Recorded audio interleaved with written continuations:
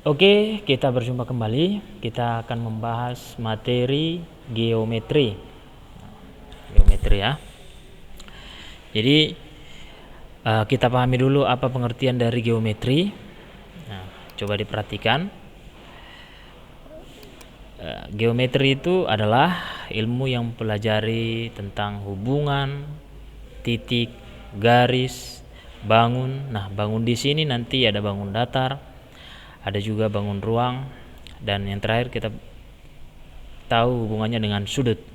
Nah, itulah geometri. Kemudian di bab ini kita akan membahas tentang jarak titik ke titik.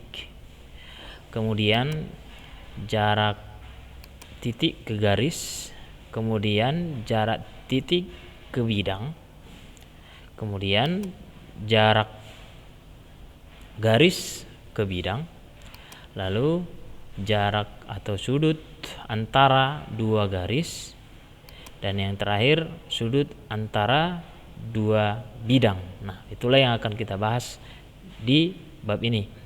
Nah, tapi sebelumnya kita harus pastikan dulu sudah paham materi dasar, materi awal yang harus dikuasai sebelum kita masuk ke bab ini. Nah, yang pertama kalian harus kuasai dulu yang namanya bidang datar. Untuk bidang datar itu seperti segitiga, persegi, segi 4, segi 5, layang-layang, belah ketupat, dan lain-lain. Itu contoh-contoh bidang datar, dan kesebangunan di bidang datar harus dipahami ya. Kemudian jangan lupa juga rumus trigonometri. Ini materi yang harus dikuasai, aturan-aturan trigonometri itu harus dikuasai. Kemudian yang ketiga luas segitiga. Segitiga ini pelajaran SMP juga udah biasa sebenarnya, setengah alas kali tinggi ya. Kemudian teorema Pitagoras, ini lagi materi yang sudah biasa juga. Oke, kita bahas satu persatu materi dasar dulu yang harus kita kuasai. Oke, untuk bidang datar Bapak rasa sudah paham karena sebelumnya kita sudah belajar tentang kesebangunan ya. Kemudian kita langsung ke rumus trigono. Di sini aturan trigonometri. Nah, coba diperhatikan, dikuasai aturan trigonometri di sini. Di aturan trigonometri itu berlaku untuk segitiga, siku-siku. Nah, di sini ada segitiga ABC, siku-siku di B. Nah, jadi ada aturannya sin alfa itu demi, depan miring, sami, desa. Jadi depan miring, samping miring, depan samping miring, depan itu maksudnya posisi sisinya di mana. Nah, jadi harus kuncinya tentukan dulu sudutnya. Jadi contohnya sudutnya di sini sudut alfa, berarti depan itu di depan sudut alfa, berarti ini depannya. Miring itu hipotenusa ya, di depan sudut siku. Samping berarti ini samping sudutnya. Nah, kalau dia sudutnya nanti di sini, depannya enggak di sini lagi. Posisi sudut sini berarti depan sudut sekarang posisinya sudah di sini. Jadi intinya untuk menentukan depan samping miring itu harus tentukan dulu sudutnya supaya bisa tahu posisi samping sudutnya. Oke, jadi di sini berdasarkan aturan itu bahwa sin alfa sama dengan y per r, depan y-nya, miringnya r. Nah, di sini ada cos, ada tan, dan seterusnya sesuai dengan aturan ini. Ini boleh diperhatikan. Dan yang tidak boleh lupa juga kosekan alfa. Sin dengan kosekan itu berkebalikan ya. Jadi kalau sinnya y per r berarti kosekannya r per y, kebalikan dari sin. Kalau cos dengan sekan itu berkebalikan. Kalau cosnya x per r berarti sekannya r per x. Tan y per x kebalikannya kotangen x per y. Dan ini juga pahami bahwa tan itu sin alfa per cos alfa. Otomatis kebalikannya kotangen cos alfa per sin alfa. Oke, itu harus dikuasai. Kemudian selanjutnya untuk luas segitiga, untuk menghitung luas segitiga ini sederhana sebenarnya. Cuman di sini harus tahu alas dengan tinggi itu hubungannya alas dengan tinggi itu harus kita lihat siku-siku tegak lurus. Jadi kita bisa tentukan alas mana tinggi jika ada dua garis yang saling tegak lurus dalam segitiga. Jadi salah satu di situ pasti alas dan tinggi, seperti itu kira-kira. Jadi di gambar ini Di sini alas, ini tegak lurus, berarti inilah garis yang tegak lurus itu, siku-siku di sini tandanya. Berarti ini alas, ini tinggi. Oke, kalau misalnya sisinya yang ini kita buat jadi alas, boleh saja. Cuman tingginya nanti harus kita tarik garis yang sejajar dengan ini. Berarti ke sini nanti sejajar. Oke ya. Jadi rumusnya setengah alas kali tinggi. Kemudian aturan kosinus ini harus dipahami juga, nanti akan sering keluar di soal untuk geometri. Untuk aturan kosinus berlaku untuk segitiga sembarang seperti ini. Kalau misalnya ini segitiga ABC, ini sudut A itu alfa, B itu beta, C itu gamma. Kemudian panjang sisi A itu yang BC ini, sisi A. AC itu panjangnya disebutkan B, AB itu panjangnya C.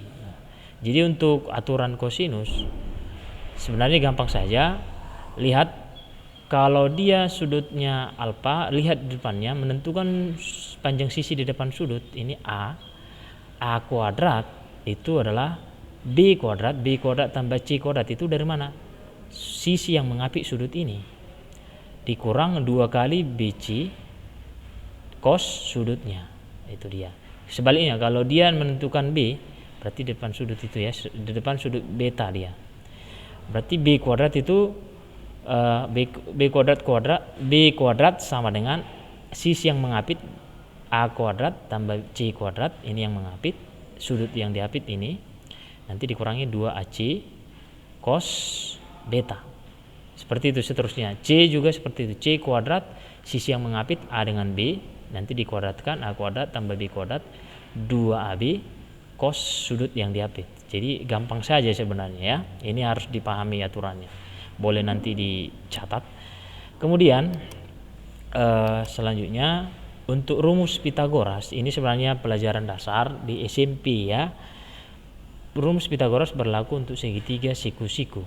Jadi seperti ini siku-siku ABC dengan panjangnya masing-masing di sini, panjang AC itu B, panjang BC A, panjang AB itu C. Ini jadi sisi miring ya. Jadi berlaku rumus Pitagoras, sisi miring itu adalah penjumlahan dari sisi penyikunya. Di sini A kuadrat tambah B kuadrat sama dengan C kuadrat. Jadi kalau ditanya misalnya sisi ini, sisi BC, di sini namanya A sama dengan sisi miring C kuadrat dikurang B kuadrat. Kalau ditanya B, sisi miring dikurang A kuadrat ya, ini dia. Kemudian kalau ditanya C, sisi miring ditanya yang paling panjang, maka dijumlahkan A kuadrat tambah B kuadrat. Kira-kira seperti itu. Jadi harus bisa dibedakan mana yang dijumlahkan, mana yang dikurangkan. Di sini terkadang banyak yang salah. Jadi harus diingat ini. Jadi yang dikurangkan, ingat aja kalau pengurangan itu jika yang ditanya bukan miring. Tetapi kalau miring yang ditanya dijumlahkan, hanya itu. Oke? Coba kita lihat contohnya. Nah, kita coba buat masuk contoh jarak titik ke titik. Nah, jadi kita di mana kita gunakan konsep yang tadi. Coba perhatikan di sini kalau nanti ditanya jarak titik ke titik, misalkanlah titik A dengan titik C, berapa jaraknya? Kan gitu. Jadi kira-kira jarak A dengan C inilah kita gambarkan. Ini A dengan C, jaraknya ini berapa? Kira-kira seperti itu. Nah, berarti untuk menentukan jaraknya ini titik A dengan titik C, kita katakanlah ini diketahui nanti soalnya panjang rusuknya katakanlah R. Ini R. Berarti kalau dia kubus, ini kubus ya, ini pasti R juga. Semua ini R, sepanjang R. Namun yang perlu dipahami, sisi-sisi dalam kubus itu bentuk persegi. Alasnya ini juga sebenarnya persegi. Kenapa ini miring? Karena kita lihatnya bangun ruang ya, kita lihat di gambar, jadi kayaknya miring. Jadi kalau ini persegi, otomatis ini kan siku-siku, sisi B.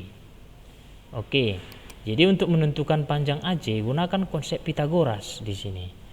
Berarti ini sisi miringnya karena di depan sudut siku, ini sisi penyikunya. Jadi konsep Pitagoras tadi, AC bisa kita cari, AC sama dengan apa rumus Pitagoras? Akar dari Kalau dia miring ditanya berarti dijumlahkan ya. Akar dari AB kuadrat jadi kalau dia bukan miring yang ditanya dikurangi. Kalau miring yang ditanya itu dijumlahkan. Jadi ini kita jumlahkan AB kuadrat tambah BC kuadrat. Oke. BC kuadrat. Nah, gitu ya. Nah, kemudian ini sama dengan akar dari AB-nya panjangnya R, berarti R kuadrat di mana R itu nanti panjang rusuknya ya. Nanti diketahui biasanya di soal. BC-nya R juga. Oke, R kuadrat. Nah, kemudian ini bisa dijumlahkan ya. R kuadrat tambah R kuadrat berarti 2 kali R kuadrat. Oke, 2R kuadrat. Itulah R kuadrat tambah R kuadrat. Nah, kemudian ini bisa kita akarkan. Akar dari R kuadrat bisa diakar ya. Berarti akar dari R kuadrat kan R. Kemudian ada lagi 2 di dalam. Akar dari 2, akar 2. Ini kita tulis saja akar 2 seperti ini. Enggak usah dibuat koma-koma ya. Berarti jaraknya R akar 2. Berarti ini namanya panjangnya ini R akar 2. R itu apa? R itulah rusuk. Untuk berapapun panjang rusuk berarti R akar 2. Gitu dia. Jadi nah, jarak yang sama dengan AC apa aja? AC itu kan disebut juga dengan diagonal ya, diagonal bidang ya. Jarak yang sama dengan AC contohnya yang sama itu bisa juga kita sebut BE, itu kan diagonal juga. Kemudian apa lagi? Itu ada 8 bidangnya. Bidang apanya di situ ada 8 bidang di situ, cuman ini yang di bawah AC dengan BD itu jaraknya sama-sama diagonal.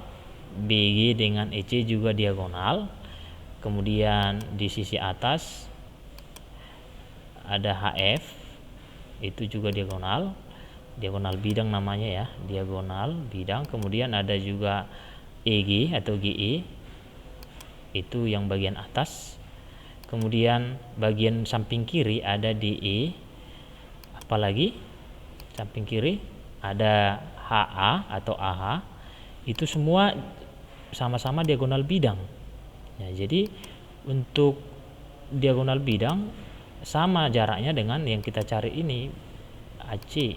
Nah, jadi berlakulah rumus nanti berapapun rusuknya, berapa saja rusuknya, kalau di sini katakan R, jadi berlaku dia panjang diagonal bidangnya sama dengan R akar 2. Itulah nanti diingat. Jadi diagonal bidang suatu kubus adalah sepanjang R akar 2. Ini hanya berlaku untuk kubus saja ya. Jangan dipakai untuk balok.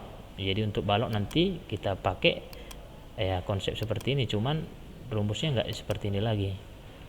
Oke, kira-kira seperti itulah untuk jarak titik ke titik. Nanti kita akan bahas di video yang akan datang lagi ya. Mudah-mudahan bisa dipahami. Terima kasih sudah menyaksikannya.